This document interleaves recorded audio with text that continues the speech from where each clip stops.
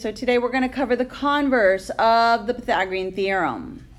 Remember, I believe it was back in chapter 2 we learned about the converse, and this is where we're going to switch the if and the then statement. So here for the converse it states if the square of the longest side of a triangle is equal to the sum of the squares of the other two sides, then the triangle is a right triangle. So basically, in other words, if a squared plus b squared equals c squared, then the triangle is a right triangle. So, for example, if I give you three numbers, say 3, 4, 5. Now, if you memorize from the other slides from 7-1, you should be able to recognize right away that this is a Pythagorean triple. But what they're going to say is, do these three numbers form a right triangle? And what you would do is you would take the two smaller ones, those would be the a and the b, square them, and see if after you square them and add them, if it equals the c squared. And in this case, when you add 9 and 16, it does indeed equal 25. So because it satisfies the Pythagorean theorem, then you would say it's a right triangle. So again, they're going to give you three numbers, and you have to decide, is it a right triangle?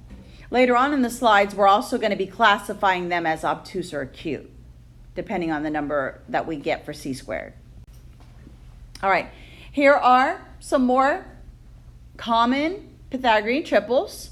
Again, if you've memorized these, it makes it a lot easier when you're solving a problem, especially if it asks you to find the area, and you know you have to find a missing side first. If you knew it's already a Pythagorean triple, just put the number in there and then do the area problem.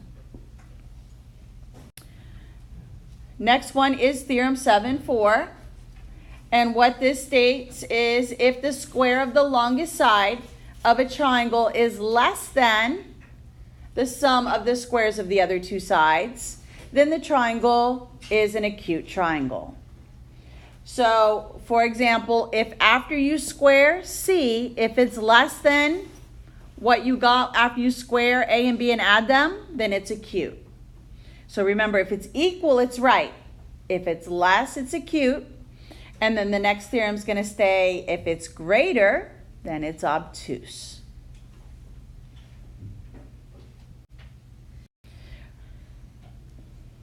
So here we go. Now it's saying is if the square of the longest side of a triangle is greater than the sum of the squares of the other two sides, then the triangle is an obtuse triangle.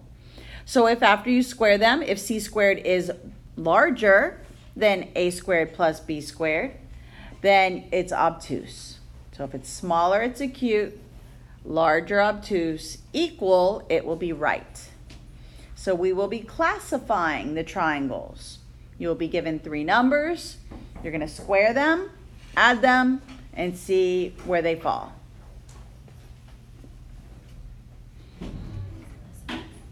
Pretty good? Anybody still need it? Okay. Here's some examples. Let's try them.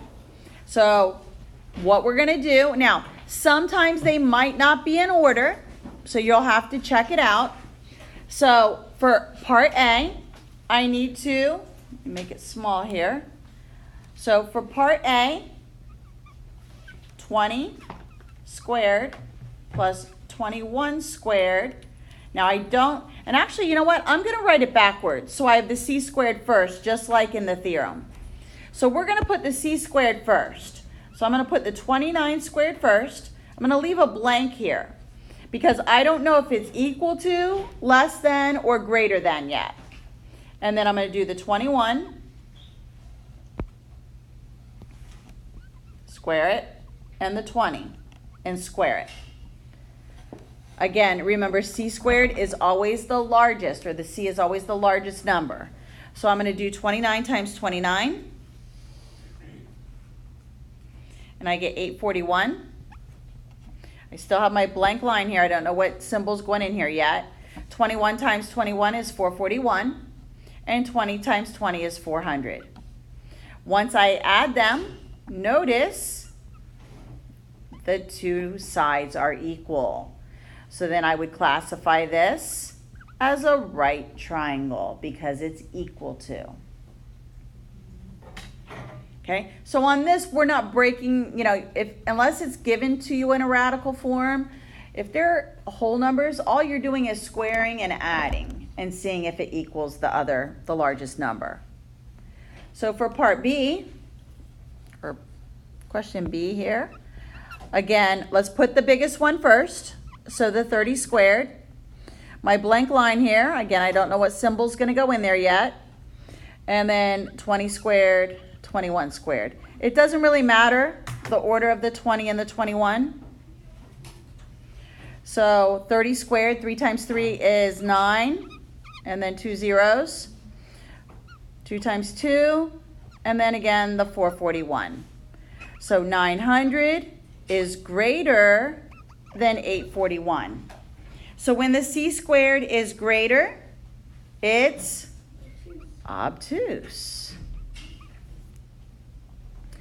Let's try C. Again, put the C first. 8 squared. It doesn't really matter. I'm just going to put it so it's right there in front of us. So 5, 6, and the blank line. So here, 64, 25, 36. 25 plus 36 gives me 61. So again, 64 is greater, so it's obtuse again. Let's do D. So for part D, now, when you've got a radical here, we could probably estimate it, because right now, I'm not sure, is 4 square root 3 bigger than 8? So when you square root 3, it's actually 1.73. And then when you multiply it by 4, it's like 6.9. So the 8 is the hypotenuse. So I'm going to put the 8 squared, my blank line, and then I'm going to put my 4 squared plus my 4 square root 3. Now, 64, square the 4.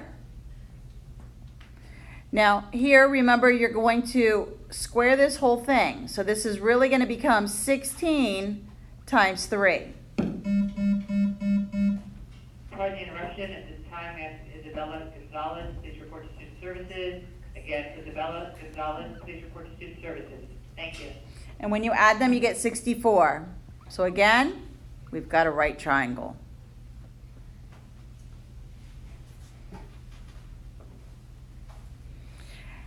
The next one, when you square root the 10, it actually turns into like 3.16. So again, that's going to be my hypotenuse. So I have 1 squared, or actually I'm going to put the c squared first, sorry. So square root of 10 squared, 1 squared plus 3 squared. 10 comes out of the radical, 1 plus 9, 10 equals 10. They're equal, it's right.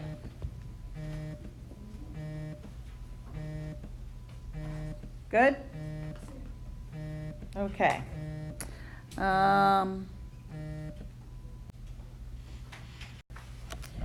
Okay, so here it is again. It's just a little concept summary for your notebook.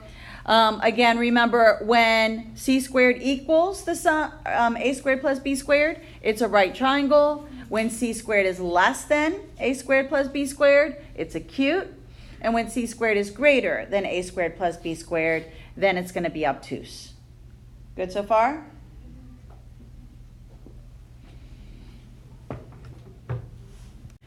All right, last slide. Or that was the last slide. Okay, no. Last slide. Okay.